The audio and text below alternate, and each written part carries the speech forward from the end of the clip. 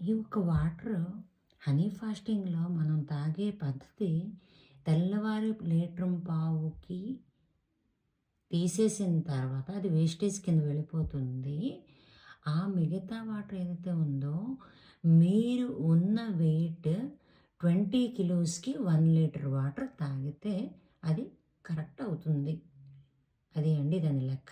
సరేనా? ఇది part 2 video. ఇంకొకటి హనీ వాటర్ ఏదైతే మీరు తెల్లవారేసరికి సన్నం అవ్వడానికి వేడి నీళ్ళలో కలుపుకొని తాగుతారో అది యాక్చువల్లీ రాంగ్ పద్ధతి. ప్యూర్ వాటర్ తాగితే అది కరెక్ట్.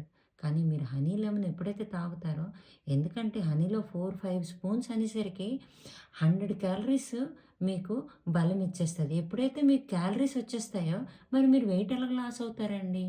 ఇది ఒక అపోహ అనేది మీరు దూరం చేసుకోండి. ఒకటి మామూలుగా తాగినంత వేడి ఓకే. ఓకేనా? వీలైనంత వరకి వంటల్లో వండుకున్నా, వేసుకున్నా ఎక్కువ ఇది కాకుండా తాటి బెల్లం హనీకి బదులుగా వండినప్పుడు తాటి బెల్లం వండుకుంటే మంచిది. అంత ఇబ్బందయితే చెయ్యదు. పరమాన్నాలు గట్టా వండుకుంటారనుకోండి, కొంచెం గోరువెచ్చగా వేడైపోయిన తర్వాత తేనె కలుపుకుంటే మీకేంటి ప్రాబ్లమ్ అంత రాదు. అంత పౌష్టిక విలువలు కూడా పోవు. ఇంకా ఈ ఒక్క హనీని మనం దివిలో ఉన్న అమృతం అని కూడా అనవచ్చు. అంత ఎందుకంటే మృతం లేనిది, చావు లేనిది అమృతం అవుతుంది తేనె. ఇది అండి. ఇంకొక వీడియో మీది ఇవన్నీ తప్పులుంటే మన్నించండి.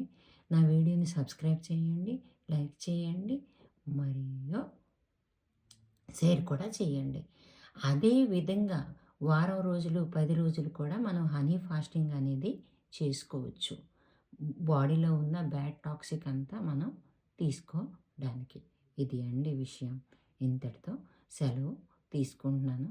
కానీ మన ఇళ్ళల్లో ఉన్నప్పుడు 4-5 రోజులే తీసుకోవాలి. గురువుగారు అదే మంతెనాస్ ఆశ్రమంలో ఉన్నప్పుడు మీరు వారం 5 రోజులు గట్టా చేసినా కూడా పర్వాలేదు. ఎందుకంటే వాళ్ళ సూపర్విజన్‌లో ఉంటాం కాబట్టి. నేనైతే 4, 5 డేస్ దాకా ఇంట్లో చేశాను.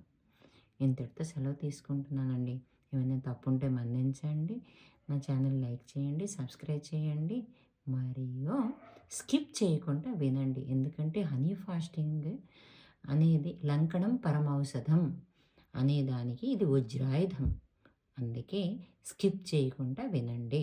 ఇంతటితో సెలవు తీసుకుంటున్నాను.